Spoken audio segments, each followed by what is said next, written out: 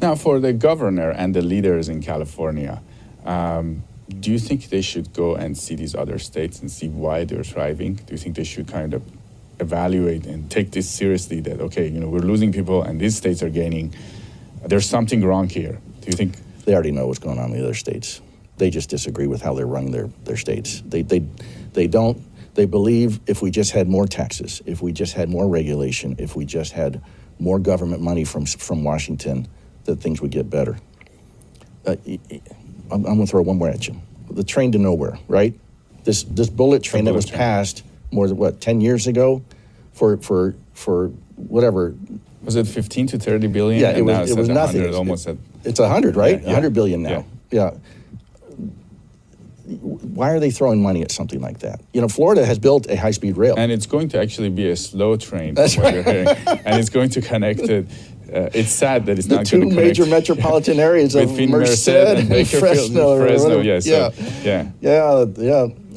I do love those towns, but yeah, I don't see the demand there. I'm going to hit you with one more thing. This whole climate change thing about the fires. That's another reason a lot of people, every fire season, we get a lot of people joining the groups because they've had it with the fire season. Newsom said that climate change causes the forest fires. No, it's because back in the 80s, when I first moved here, they had lots of controlled burns. We had a thriving timber industry that cut down trees. They ended all of that. They ended all of the management of the forest. And then I think it was the 90s, they came out and said, we've got this bark beetle that is killing millions and millions of trees.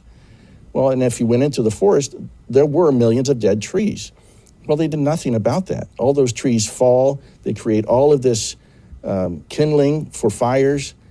It's not because the climate is changing on the planet or something like that. It's because of their mismanagement. Everywhere you turn, whether it's the drought and not building more reservoirs. Dams and reservoirs. We passed that bill, right? Billions of dollars to go to build reservoirs. Have they built any? I don't know if they've built any reservoirs. No, they haven't done anything with that. No, and yet every year, it's climate change, why you don't have drinking water. Meanwhile, we were approaching 40 million people here in California. Not anymore. I believe 1 million people will leave this year. And I don't see it slowing down if they keep doing what they're doing. What makes you think that 1 million people will leave this year?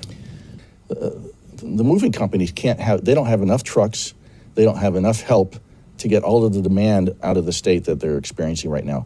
U-Haul in December of last year ran out of trucks in the state. There were no trucks for U-Haul. In fact, you guys may even run that story. Yeah, we did. Yeah.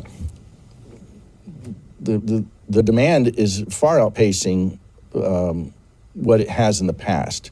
And people knew this was coming. I guarantee you that Pods and U-Haul and the moving companies knew this was coming. And the fact that they're maxed out on their ability to get people out of the state. Just, I used to throw around the number 500,000-600,000, but I think it's 1 million. Now there'll be some in-migration, but from what I'm hearing from the moving companies, there aren't that many people moving into the state like there used to. So that's how I came up with that million number for this year. There's so much more freedom out in the rest of the country, and much of the rest of the country, than there is here in California. And again, the sadness is that people have to leave this and go somewhere else. But I will tell you that 98% of the people are thrilled that they left.